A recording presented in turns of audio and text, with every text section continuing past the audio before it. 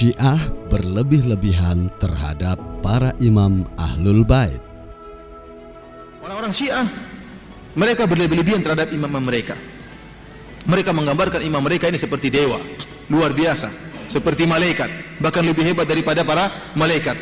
Ilmu mereka luar biasa, melebihi para anbiya. Di antara pernyataan-pernyataan mereka, dan saya tidak ingin menyebutkan riwayat mereka yang begitu banyak, saya akan sebutkan beberapa judul bab. Contohnya dalam kitab Al-Kafi, kitab sahih mereka, bab annal a'immata warithu ilman nabi wa jami'al anbiya wal awsiya alladzina qablahum. Sungguhnya para imam, mereka mewariskan ilmu Nabi Muhammad SAW seluruhnya diwarisi oleh para imam yang 12 tersebut, dan juga mewarisi seluruh ilmu para nabi sebelumnya. Jadi ilmu mereka, ilmu para imam adalah ilmu Nabi plus ilmu para nabi sebelumnya. Seluruh ilmu Nabi dan Rasul dikumpulkan, diwariskan kepada para imam yang 12 tersebut. Ustadz ini berkata bahwa Al-Kafi adalah kitab sahih. Pertanyaannya adalah, siapa yang mengatakan bahwa riwayat yang terdapat dalam kitab Al-Kafi semuanya sahih? Mengapa Ustadz ini tidak mengkritik salah satu guru besarnya yang meyakini bahwa keutamaan umat Nabi Shallallahu Alaihi Wasallam sama dengan para nabi terdahulu, bahkan ada yang di atas mereka?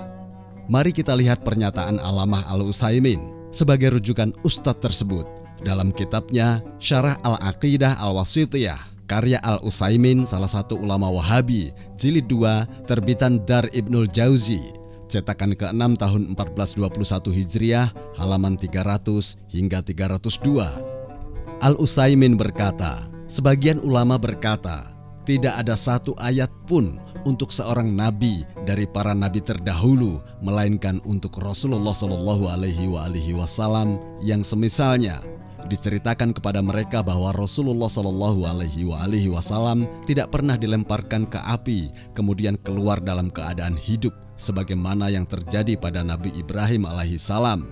Maka aku, Utsaimin, menjawab bahwasanya hal seperti itu berlaku juga bagi pengikut Rasulullah Shallallahu Alaihi Wasallam, sebagaimana disebutkan oleh ahli sejarah dari Abu Muslim Al-Khawlani.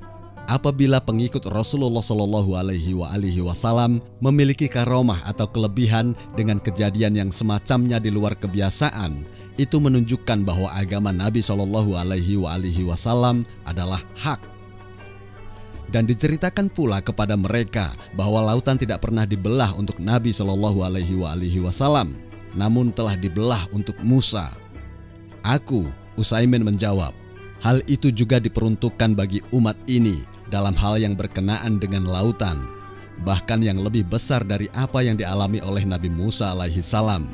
Kami tegaskan, bahkan yang lebih besar dari apa yang dialami oleh Musa alaihissalam, yaitu dia berjalan di atas air, sebagaimana kisah Al-Ala bin Hadromi ketika mereka berjalan di atas permukaan air. Ini lebih besar dari apa yang dialami oleh Musa alaihissalam, karena Musa berjalan di atas tanah yang basah. Dan diceritakan pula atas mereka bahwa di antara mukjizat Isa alaihissalam adalah menghidupkan yang mati, dan itu tidak terjadi untuk Rasulullah Shallallahu Alaihi Wasallam.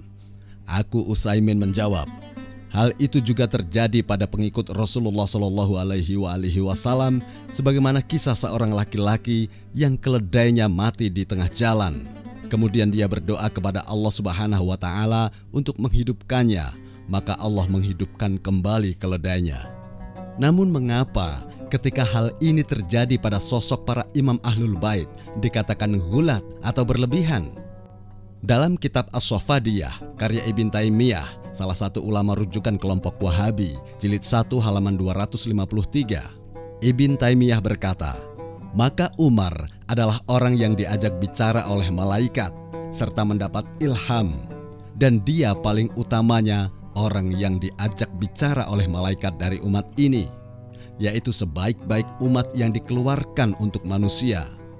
Tidak ada satupun dari para wali umat ini yang mengambil sesuatu dari Allah Subhanahu wa Ta'ala tanpa perantaran Nabi yang lebih utama dari Umar. Ana fima qablakum minal umami nasun muhaddatsun. Sungguh pada umat-umat sebelum kalian ada orang-orang yang muhaddatsun, diberi ilham oleh Allah Subhanahu wa Ta'ala. Fa iyyakum min ummati ahadun fa innahu Umar. Kalau ada seorang seperti itu di umatku, maka dia adalah Umar. Langsung dapat ilham dari siapa? Dari Allah Subhanahu wa Ta'ala. Apa komentar Ustadz ini di dalam menyikapi pernyataan Imam Abu Hanifah di bawah ini? Dalam kitab Tarikh Baghdad, karya Khatib al-Baghdadi, salah satu ulama Ahlus Sunnah, jilid 15, terbitan Dar al-Ghorbi al-Islami, cetakan pertama tahun 2001 Masehi atau 1422 Hijriah, halaman 536. Abu Hanifah berkata, "Jikalau aku sejaman dengan Nabi Shallallahu Alaihi Wasallam, niscaya beliau Shallallahu Alaihi Wasallam akan banyak mengambil pendapatku. Bukankah agama itu adalah menerima pendapat yang baik? Jika Nabi Shallallahu Alaihi Wasallam banyak mengambil pendapat orang lain, maka apa fungsi dari wahyu dan ajaran Allah yang langsung diberikan kepada beliau Shallallahu Alaihi Wasallam?" Sesuai dengan Quran surat Al-An'am surat 6 ayat 57, "Katakanlah wahai Muhammad, sesungguhnya aku mendapat keterangan atau pelajaran dari Tuhanku." Mengapa Ustadz ini tidak mengatakan Imam Abu Hanifah gulat atau berlebihan? Semua fitnah terhadap Syiah ini kami serahkan kepada para pemirsa di dalam menilainya.